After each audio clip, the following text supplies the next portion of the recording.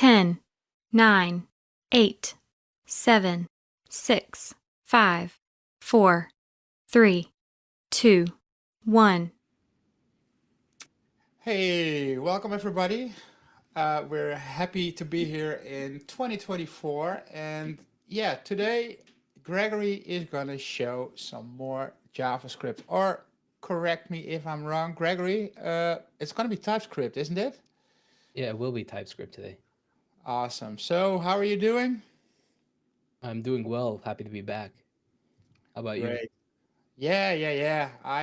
I'm sure happy to be back. And we already had a live stream yesterday with Eric and Amanda.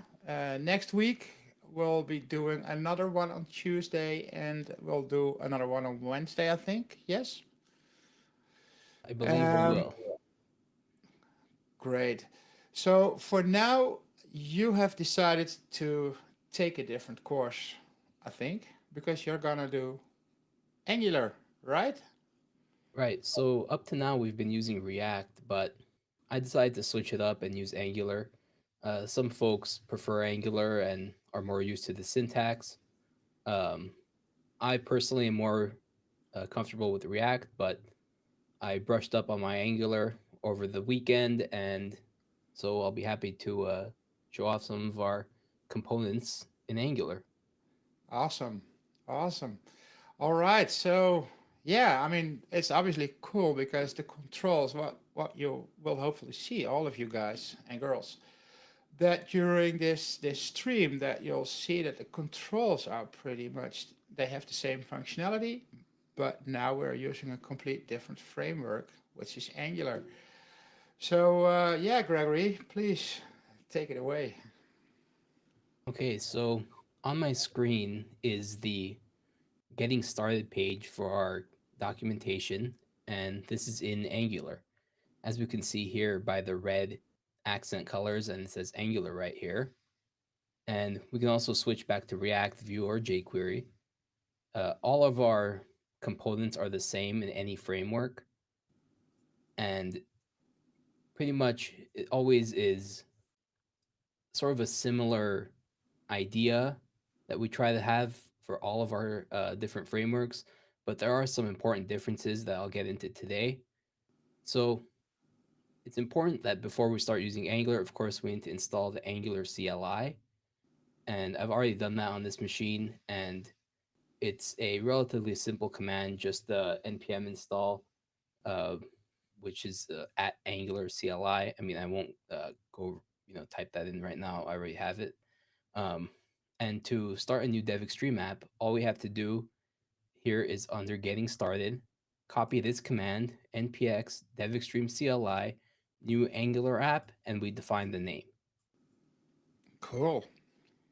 Yeah, And yeah, we have some really cool CLI commands as well for. I think we've got it for TypeScript and Angular and even Vue, I guess, yeah, to make it easy for you to yeah, to create an application and to add some new stuff into your application. yeah. And we'll be using some of those today. Cool. Also, one thing I wanted to note is with our new version 23.2, which came out a few weeks ago, we Yep. added one big difference. And if you've been watching these streams, you know that me and Don both are kind of suckers for good design and theming. And we've added a brand new set of themes. Oh And wow. if we jump here into our theme builder and we come here, select the base theme, we see we have generic themes, which are kind of our bootstrap kind of themes, material themes, as well as a new fluent design theme. Yeah. So if I click on the fluent, we see by default, we have 4 different theme colors here. We have blue light, blue dark, SAS light, and SAS dark. And these are all just slight variations. However, of course, with all our themes, you can just come in here and adjust every color. So for example, I can make this darker blue. And as we can see here, everything got a little bit darker. And also we can Nice. come to advanced and adjust colors by component. So if we jump to this hamburger menu here, we can see all of our main components. Wow. For example, if we go to our pivot grid, it'll jump down here and we can modify all of our colors.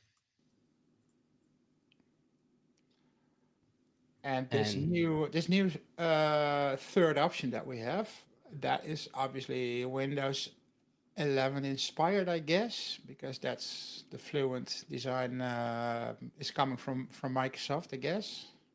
Yeah, that's right. And Cool. the Fluent theme also comes with its own individual icon pack, which was also very important for us, so we can have continuity with all of Microsoft's sort of icon theming as well. So if you're used to sort of Microsoft's new kind of apps, this will flow very nicely. Specifically, if you pack it up in an Electron app, you can actually create a desktop application, Right. and it will look Windows 11. Cool.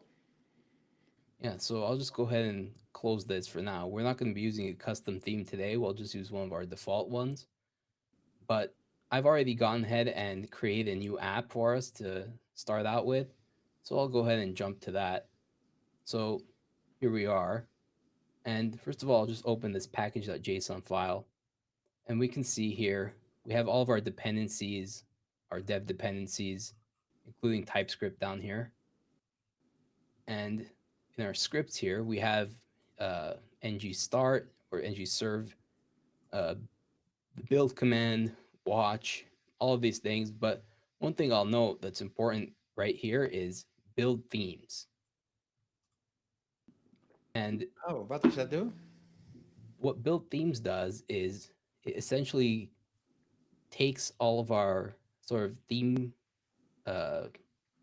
settings and sort of packages it up. And this is pretty much only here in our demo app here. And I'll go ahead and run this demo app so we can all see what it looks like. And here's our demo app. And it's pretty much exactly the same as the React and Vue ones. It just says Angular here. And we have this simple, same kind of thing here.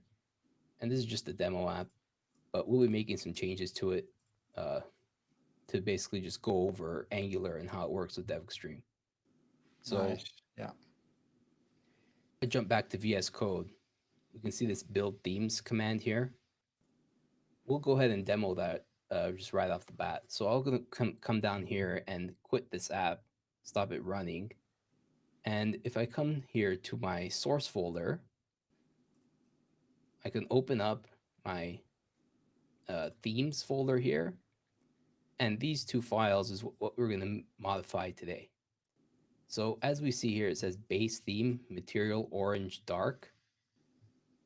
I'm going to go ahead and change that base theme to fluent.blue.dark.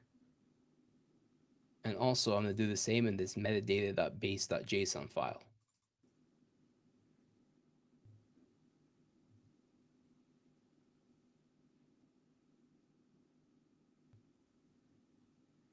Okay. And what we're going to do to set up these themes, because if we ran this app right now, the theme would stay the same as it was. So what we have to do is do npm run build themes, just like this. And we'll give that a second.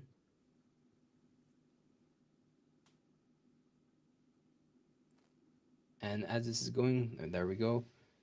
And now we'll just run the app again. npm run start. And this will use the ng serve command.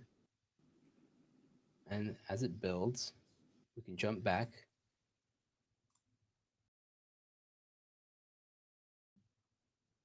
And looks like I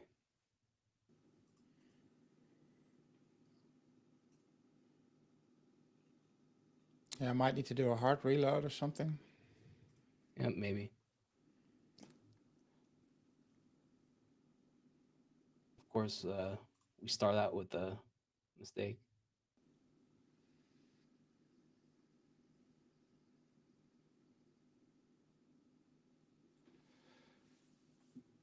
Anyway, The hard we'll reload didn't work. no, I guess not. We'll come back to it. It's okay. Cool. We'll I'll show you the theme in a second. It's not that important. What's more important is the code anyway. I don't know. What do you think, Don? Is it more important the code or Of course. I mean, the application should run. So I guess yeah? we'll be. That'd be kind of embarrassing if the app didn't run. Yeah. Anyway, so I'll just pretend it loaded that theme. I'll show you guys in a second what that looks like. It's no big deal. But anyway, so I'll close this down. So what I'm going to go ahead and do is I'm going to go ahead and just import some components, and just so we can see how it looks and how to import these components here. It's a little bit different than it's sort of a standard Angular app. We kind of have our own sort of system of doing it. We try to make it a little bit cleaner. So if I come into this app folder here, I can come into this app-routing.module.ts file. And here we have some imports here from DevExtreme-Angular. And these are all our components as well. Like, for example, our profile component, task component. These are those predefined sort of sample pages in our app. So right here is where I'll just go ahead and import various modules. So for example, I'll say DX button module, and this should have that in there. And what I have to do is just scroll down right here into our imports and add it down here as well. And so we have our DX button module. Okay, so that's pretty simple. So what we can do is come to our pages here just to test out this button.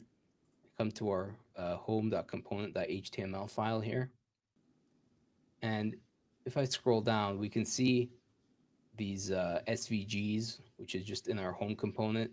So Oh, they it's are all this rendered in kind line. of Yeah. these kind of images here. And so if I just come, I guess I can just do it below here. I can just go ahead and add that button just so we can see how it looks. So I'll say DX button. And then the text, I'll say, I don't know, click me. And I'm going to define an on-click event in a second. And I'm just going to say, I don't know, hello world, the old standard.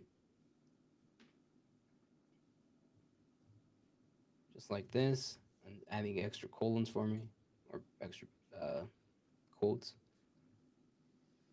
And there we go.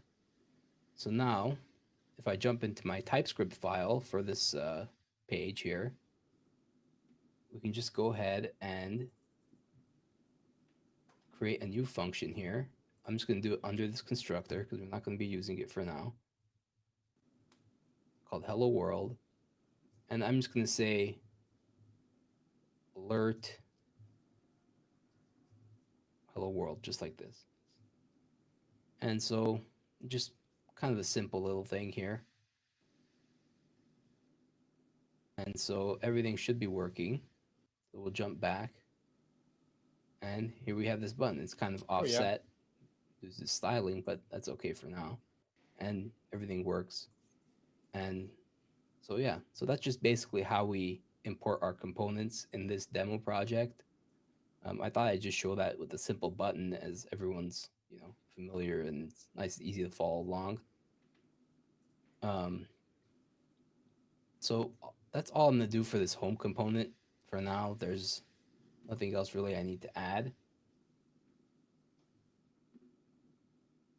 Also, one thing I forgot to note is that our CSS files, if we jump here into our node modules, go down to DevExtreme /dist, and here are all our /CSS, sorry.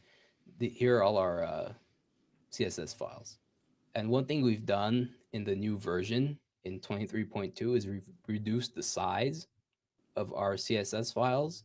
So it's a 30 to 37% reduction for our files.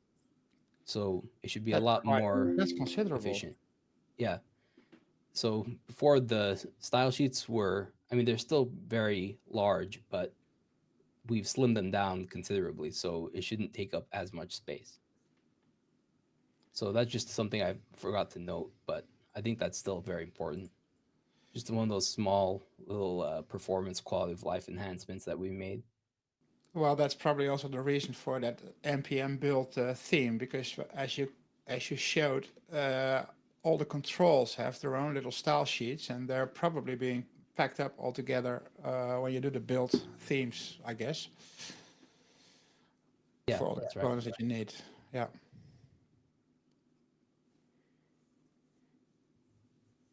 All Yeah, right. so now what I'm going to do is, if we jump back, we see we have this tasks page, and this is just a grid, and we have different sizing here and pagination, as well as search panel. So I'm going to go ahead and so what this grid is really missing, I should say, is we don't have any way to add or edit or delete any of these items. So if I like double click something, it doesn't do anything. Oh So yeah. I'm going to show how to bind grid events to something else, like a button. But in this case, I'm not going to actually use a button. I'm going to be using a floating action button. And so this is going to be really cool. So what I'm going to do is, first of all, I have to go to our pages here. I'll close down this home page, and we're going to go to this tasks page. And I'll open both of these files up. And first things first, I'm going to come here and I'm going to change this import. And I'm just going to add a view child here. And also down here, I'm going to say import config from DevExtreme /core/config. And we're going to need this in a second. I'll show where that comes into play.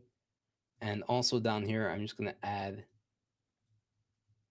import the EX data grid component from DevExtreme Angular. Okay, and so down here under the class, I'm just going to come here and say at view child DX data grid component static false, just like this.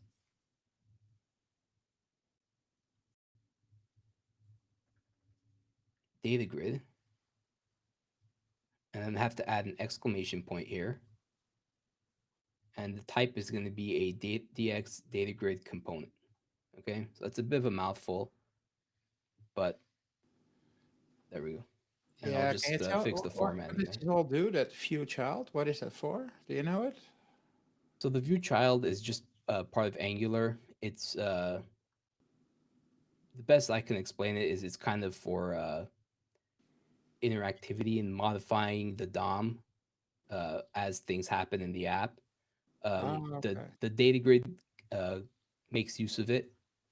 And yeah, so this is basically just how we do it in our documentation. So I just follow along with that, and Yeah. yeah, so that's pretty much it. Okay. Cool. Yeah. Um,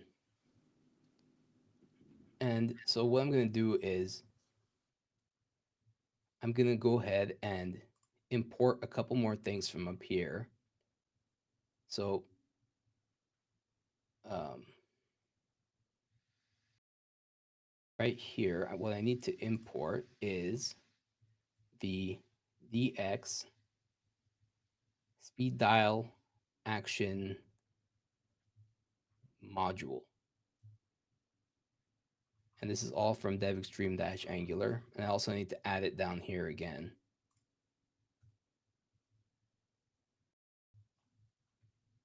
Okay. So there we go. So now I added it there. So now what I have to do is come back here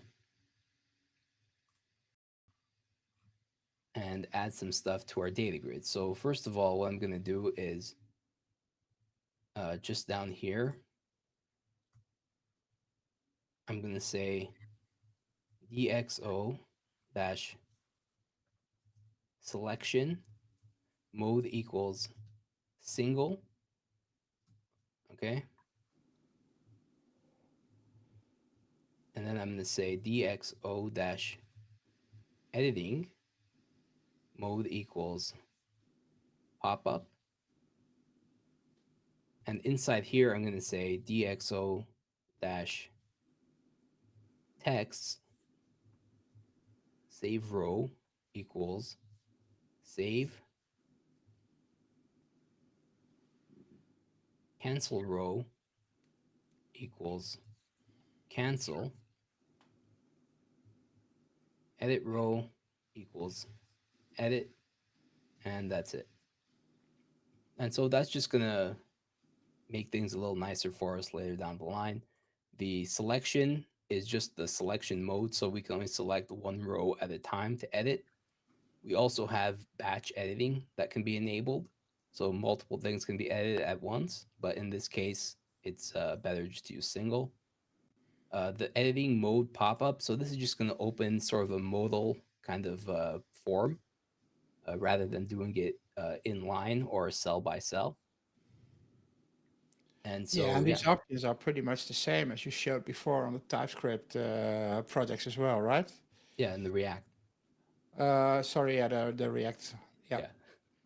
And yeah, so this, and we have also this paging as we saw where we have the page size is 10, the pager filter row. Filter row is this up here. So these just filters right up here where we can go ahead and change different things here. And so if we just jump back, I'll go ahead and add our speed dial actions. Yeah, which is a really cool thing. I've played with it before, and yeah, really nice. Actually, it's like a material UI feature, right? From Google. Right. And so I'll just go ahead and paste this in here. And as we can see, we have these functions that I haven't created yet. However, we can see how it changes. So for example, this visible, I said to not equal -1, and I'll explain why I'm doing this in a second. And we have these indexes here. So the speed dial action, it'll expand. It'll sort of be an action button that expands. And I just set it so the add is first and edit second, delete's third. And so if we just jump back here to our TypeScript file, we can go ahead and make some changes. So right in this constructor, first thing I'm going to do is I'm going to say config, and this is that config import that we just did. I'm going to say floating action button config. And in here, I'm going to say icon is row field. Okay. And what this is just going to do is it's going to change the icon of the floating action button from sort of the default plus icon to what we call a row field icon. And we'll see how that looks in a second.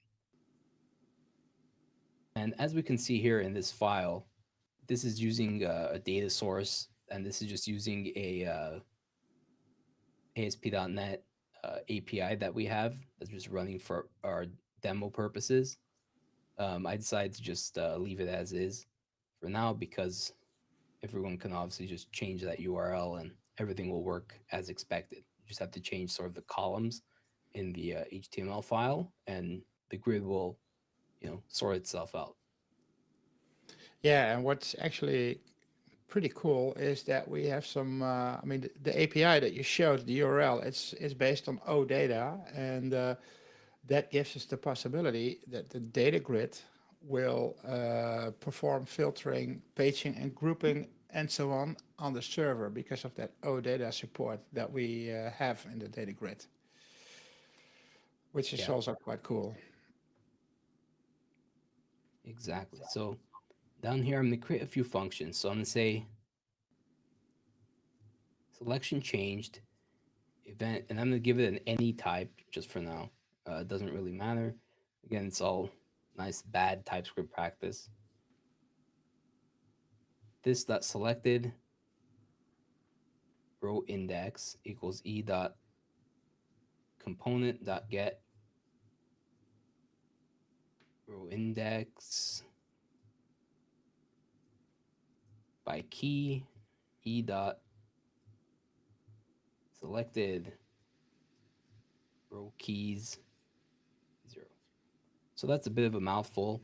Basically, what it's going to do is just going to set this row index variable, which I'm going to create in a second, to this component that get row index by key. So it'll just set it to our data grids row, just so we can keep track of it, so we know what we're going to be changing when we click a button, so it doesn't just randomly pick a row for us, more or less.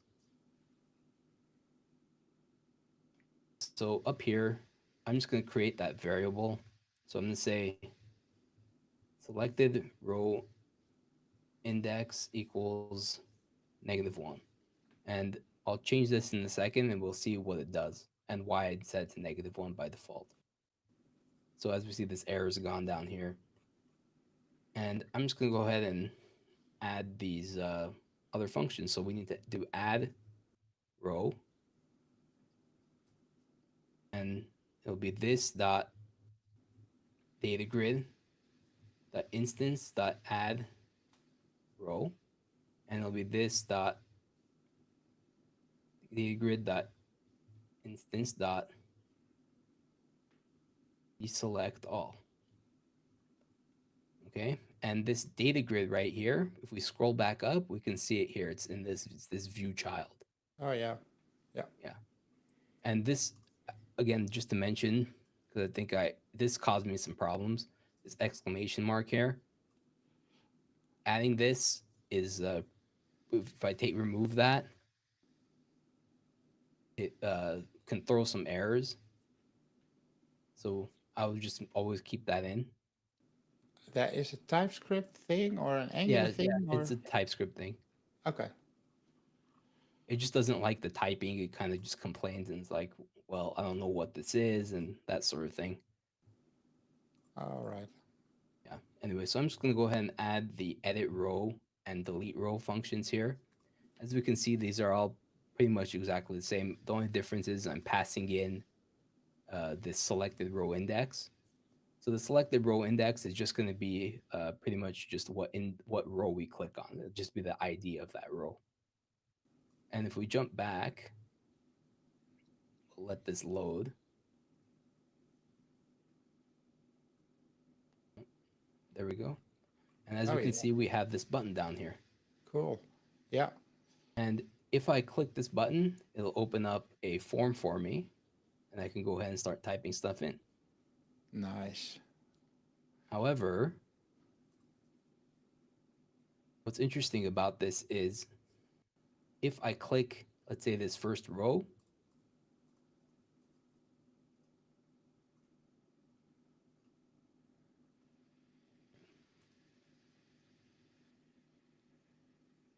we can go ahead and edit these as well.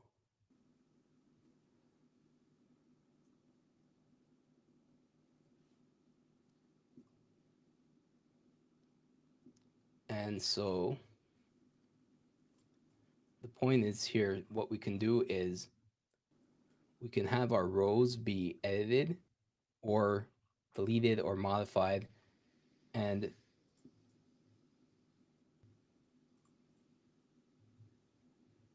what it's going to help us do is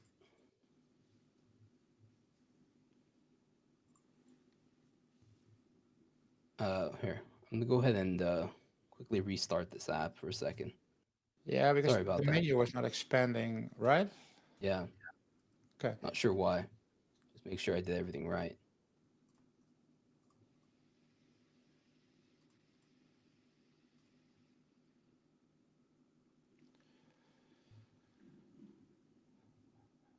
That's. Anyway, oh, there we go. Oh, there it is. Yeah, it just wasn't registering the click, I think. My bad. Okay. So yeah, so when I click on it, it changes the icon to this row field icon, Oh yeah, nice. and it adds these edit things. So if Yeah, I that click is on, extremely cool. yeah, so if I click on edit, it'll just automatically populate these fields. As we Yeah. saw, I pretty much didn't have to do any work to populate this. It all works. And if I click save, it just doesn't really do anything, of course, because this isn't, there's no functions to modify the API. But if I refresh the page, we can see it jumps back to this add row. Yeah. And that's because I set this index over here to this -1. Oh, so if there is nothing selected, it will just show the default action, which is add, Yeah, that's basically. right. So if I change this and make it 1, come Yeah. back here, and the page will reload, you will see it comes back to this. Okay. Yeah. So Yeah. that's just a preference. I thought it would be just kind of cool to show how that works and how it's adaptive. Yeah. Absolutely. Yeah. So it just depends on the situation, and yeah, and we can also move this icon around the screen. This is just kind of default bottom right location, which is just Yeah. in line with the material kind of theme. So yeah, Yeah. This is also really touch friendly, and I was wondering. I mean, that form that shows when you edit or create like a new one, you didn't set anything up for it, did you? no, it I just mean, how it looked? automatically populates it. Yeah. Yeah. Yeah. Yeah, That is just one of our data grid features. that is a time saver because I mean it doesn't matter on which technology, but I mean creating forms is just so much work. Yeah, so if you remember, I added this DxO editing Yeah. right here. So I set the mode to pop-up, and this basically just makes it so it adds that pop-up. So this is just part of the grid. So just to show, I can change it to form, and what this will do is, let's say, refresh, I edit, it'll add the form inline Oh here, yeah, I will expand the row and put all that fields in there. right? Yeah. Yeah, and also if I hit delete on one of these rows, it'll give me a pop-up here. Yeah. This is just one of our default features as well. So what I'm gonna do now is I'm gonna open up a new terminal here. And what I wanna do is add a new page. So the way to do this is we can use our DevExtreme CLI. So we can say npx DevExtreme-CLI, or sorry, not -CLI, my bad, add view, and the name, which in this case I'm gonna call it calendar, and add a dash icon equals event. And this is just kind of looks like a calendar icon. So I'll go ahead and hit enter. And this will automatically create a view for us.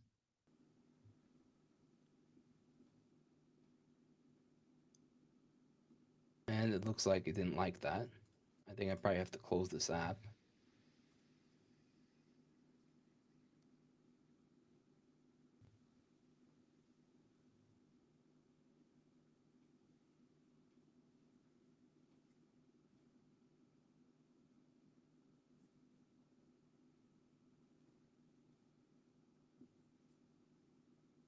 And we'll just give this a second to run. And it's complaining at me. Yeah. What does it say? Let's see.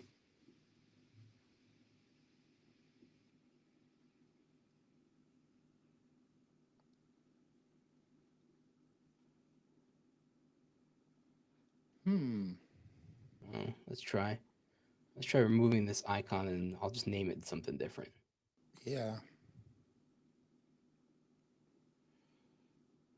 I don't know. Let's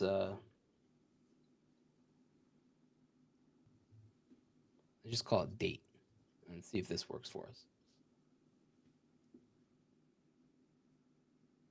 Oops. Oh, And again. yeah. Okay, so normally it would actually create that component in the Yeah. project and even add an icon in the navigation and so on. Yeah. What it would do is it would come into this app navigation, modify this, add some stuff here. Um, Ultimately, I can just show you guys what it looks like when I add these things. Um, I don't know why this isn't behaving. I literally just tested it this morning, but of course, when we go live, everything decides Of to course. go haywire on us. So I'll just give this a second. So essentially, what it would do is it would just add a home folder, like just like this home folder. It would add a new folder, and it would include our HTML file, our TypeScript file, our CSS file here, Yeah. and it would just add these things. And that's very nice and helpful, and it makes it really easy and fast. And also with the specified icon, it makes it easy to go ahead and see. So I'll go ahead and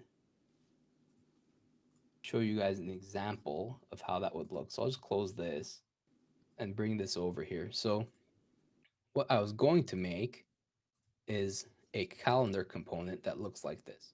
So Okay. Yeah. with our new version, we've had some adjustments to our calendar. So with our new calendar, what we are able to do is add new selection modes, and those selection modes are either a multi-select, so you can select multiple dates at once, as well as a date range.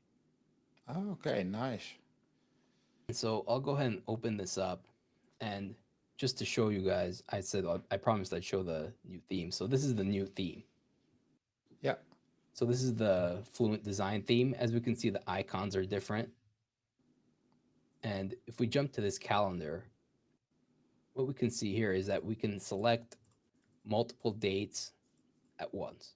And that's just by holding down the control button and clicking. Nope, just by Or clicking. No need to okay. hold Control or Shift or anything. This is the default. So, and also, if I hold down push one of these week buttons, it selects the Okay. It will entire take the week. whole week. Yeah. Yeah. And so this is one of our newer features. And Cool. if I jump back to the code, you can see how I did that, where this is just a DX calendar. And again, I imported it into the file right here, app dash routing.module.ts. Oh You yeah. can see we have this DX calendar module here. And here we have this selection mode. And the selection mode is just a variable right here called Oh multiple. yeah. And this is and the type is calendar selection mode, which I import up here in DevExtreme/UI/calendar. And these all these types are in our documentation, and so it can be kind of a chore to find them, but it's kind of worth it. It makes it a lot easier to find, and that's why we would use TypeScript, of course, rather than setting an any type here.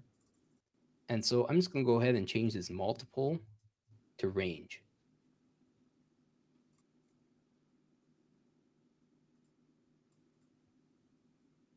And as we can see here, Oh, we can cool. select a Yeah. range. And so, yeah, this is just like a nice improvement. It makes it much easier for our regular calendar, big improvement. And all these functions still work as with our regular calendar. We just added these new selections.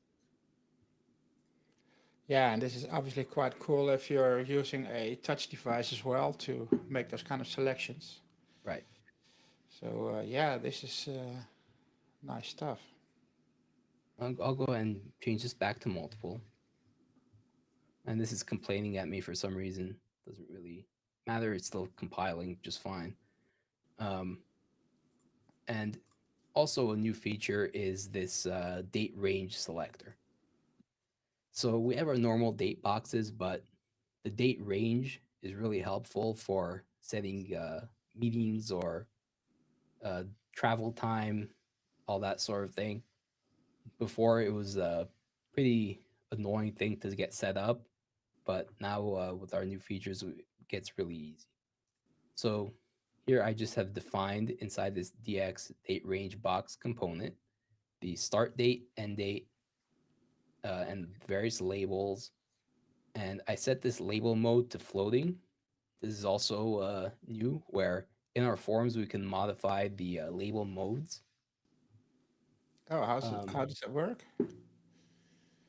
so the label modes, we can just go ahead and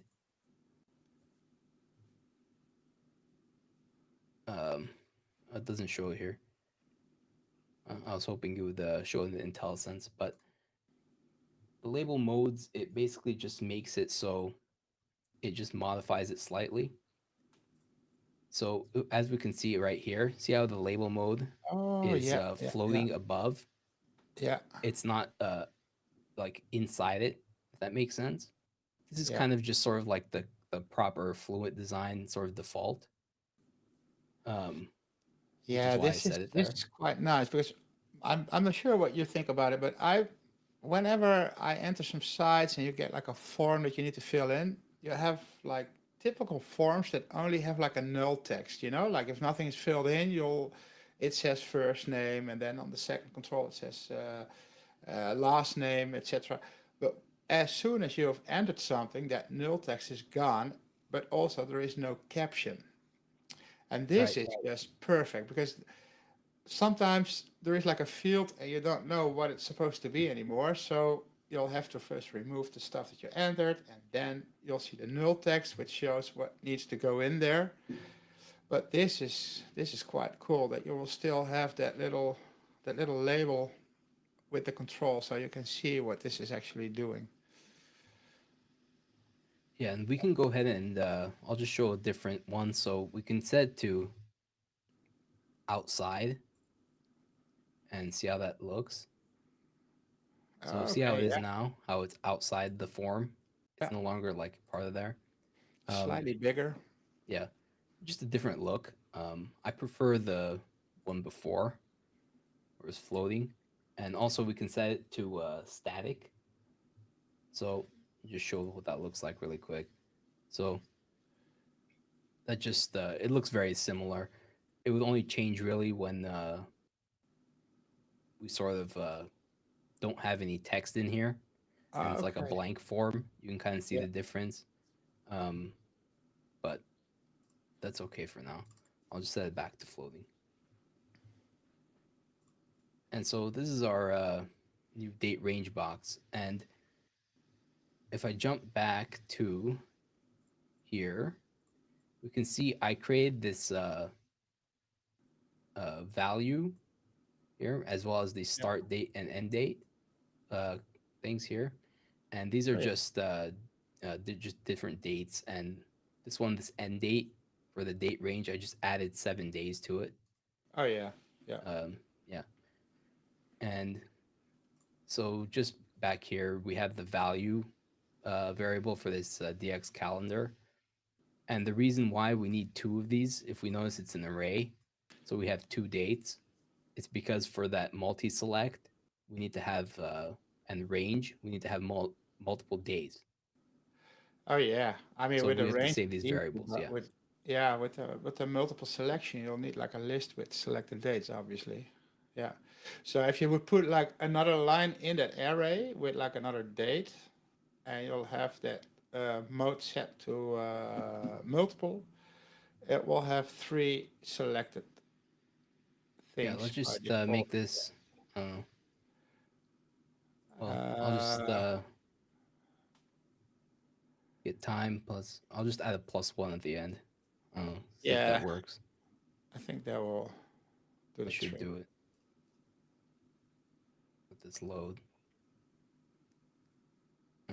Maybe No, not. you have to probably change the 24 to 48 or something. That will be like a day extra, because the Yeah. +1 will remove that will not take priority. Yeah, there we go. I That should guess work. it would not take like a day extra. Yeah, there we go. Yeah. Yes, yeah, So now we have all three Cool. selected. Yeah. Oh yeah, that is pretty awesome. Yeah. Yeah. And we could just set them to the same thing if we don't want multiple selected by default. So just the first day. Yeah. So that's just another option. Yeah. So that's pretty much it for the calendar. As we have here, also we have the view child up here, which again I use Yeah. this exclamation mark similar to the grid. Yeah. And so now what we'll do is we'll jump over to the new advancements we have in our tab control. So here in our tab control, we can just kind of ignore sort of all of this inside here. This is just some sample data I put in there just so we can see how it looks. But in our tab panel right here, as we can see, we have animation, loop, swipe, and I put in twice, it looks like. Oh, that's for swiping with 2 fingers, I guess. I guess. And we have, this is brand new, so this styling mode. So we have All two right. different styling modes, primary and secondary. And also we've added different tab and icon positioning to our tab control. So Oh, if that's I jump here to our tabs file that I created, and again, I oh, you created can have these the with, icons. Yeah, I see it. yeah. Cool. So we have this employee, notes, and role. Oh, and look at that animation.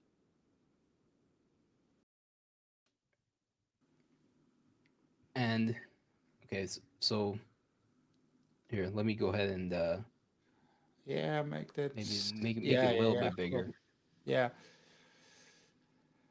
Yeah, I'll make this a little bigger too. Hopefully everyone can Cool. see that. Yeah. So as we can see here down, so when I click, it has a nice animation. Hopefully everyone can see that in the stream. Yeah, But I can also, see it. if I swipe, I can also swipe both ways. Oh, that is so sweet as well. Yeah.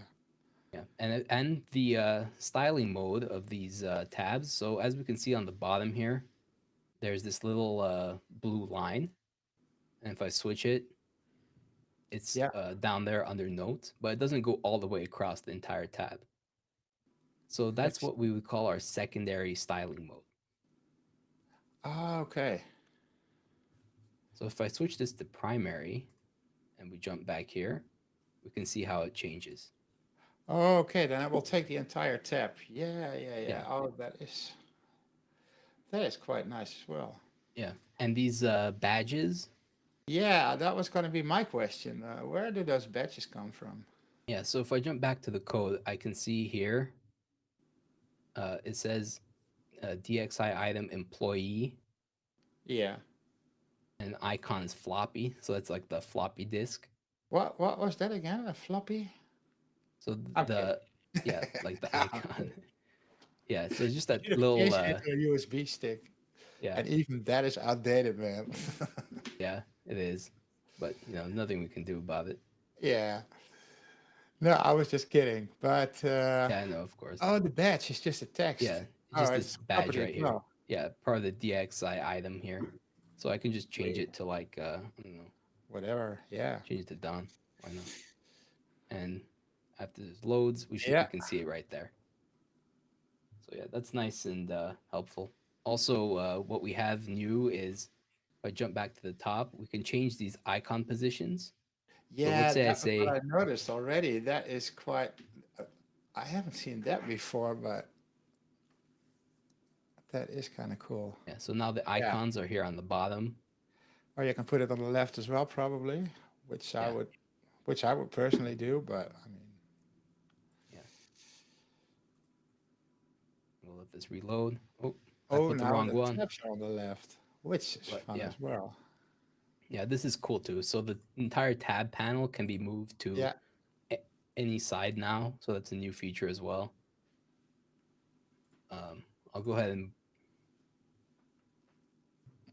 fix that and put the icons to the left, or I think it's start. Yeah. Oh yeah, So there we go. nice. Yeah, this.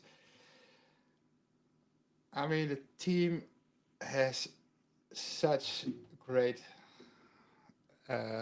views for details and UI. This looks so extremely cool.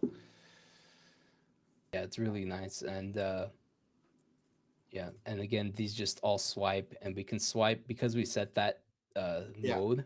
We can swipe all the way through backwards as well. Yeah, so this is really nice. Some new advancements in our tab panel.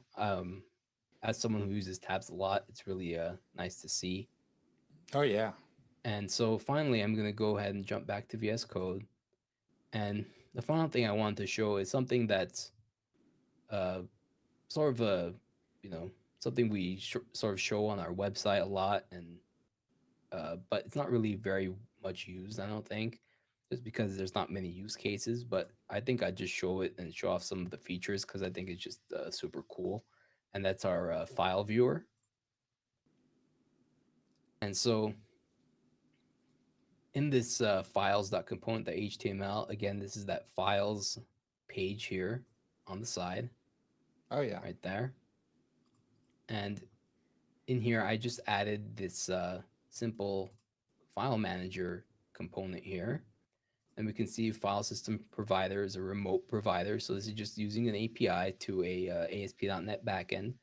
And we provide a library for ASP.NET to work and integrate with this file manager pretty much seamlessly. And on our website, we have an example backend as well inside the file manager demos. Yeah, I've been working with that quite a bit on the ASP.NET side of things, and it's probably the same technology. Yeah.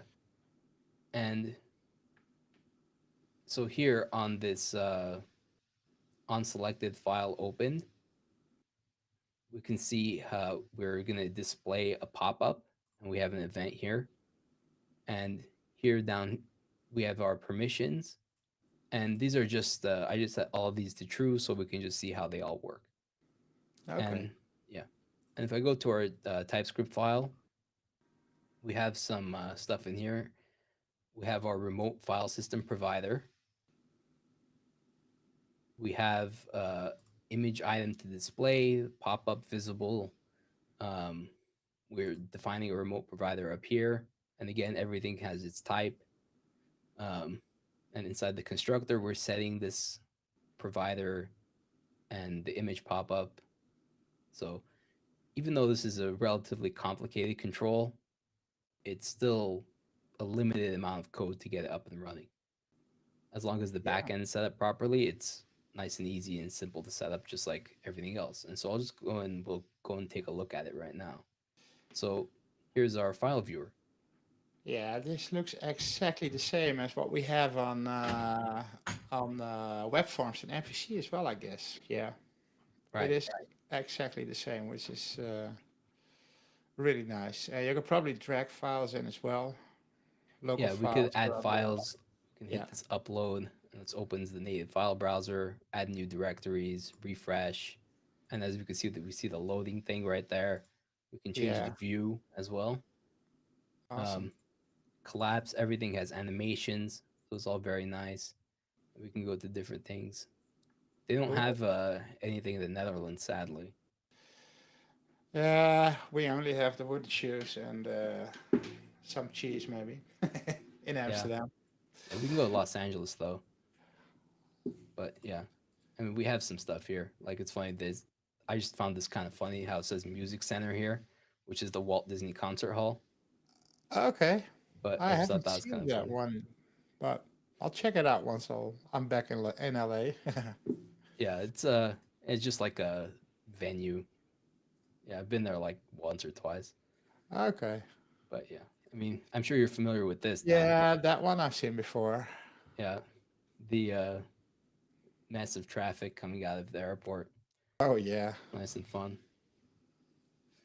But yeah, anyway, so as we can see here, also we have we can add like multiple files at a time and modify them, and move them, Oh yeah, you copy, can even rename, move them. delete, all these Cool. things. And yeah, I mean, we have a context menu here, so we can see the size. We can have these items here. We can download. So let's say I download this file. It works right here. I can open up this file, Yep. and yeah, like everything just works really. I mean, it's Yeah, and I pretty mean, great. imagine that you run this on a Windows 11 machine and you have that Fluent design implemented on your app. It almost looked like a desktop application, and it behaves like one as well because you can drag and drop and do stuff, which is yeah, really really nice. Yeah. Before we go, I'm gonna try one more time to change this theme, Oh yeah, because that kind of irritated me. So I'm gonna try to set that to the dark theme, and hopefully this will work. So I'm gonna say npm run build themes, oh yeah. and so hopefully this all works. I'm not sure why it didn't work before, but we'll see. It looks kind of okay. There might be an issue that because I originally wrote this app in on like a Linux server, that might be an issue, Yeah. but it should be fine. And I guess it didn't want to change the theme. Huh. That's weird, but whatever. We can jump back That is kind of to our weird. theme builder to see it. I mean, it's just the same thing, just a little darker. Yeah. But yeah, I mean, it looks cool. Again, it's just a slight difference. The material theme is also nice. I mean, I generally stick to the material theme myself, but there's just another option. And Well, yeah. These days yeah, you can have your end user pick whatever they want to see. yeah, yeah, and also we can switch them as well. Last stream I showed off that theme Yeah. switching demo we have. That theme switcher will, of course, always work in Angular as well. In our documentation, if you just see switch search like theme, you can sort of see it, and all of our theming stuff will pop up. We can see like right here, configure themes, Yeah. and yeah, and this is basically what I was trying to do. Funny enough, I just popped over to it, which is run npm run build themes, but looks like it didn't like me very much. So anyway, that's okay. Yeah. Well, yeah, that can happen. You're sure that that fluent.sas.dark is a correct base theme? Yeah, Okay. yeah, I'm positive. We can go to our node modules and check it out actually. So if I go back to DevExtreme,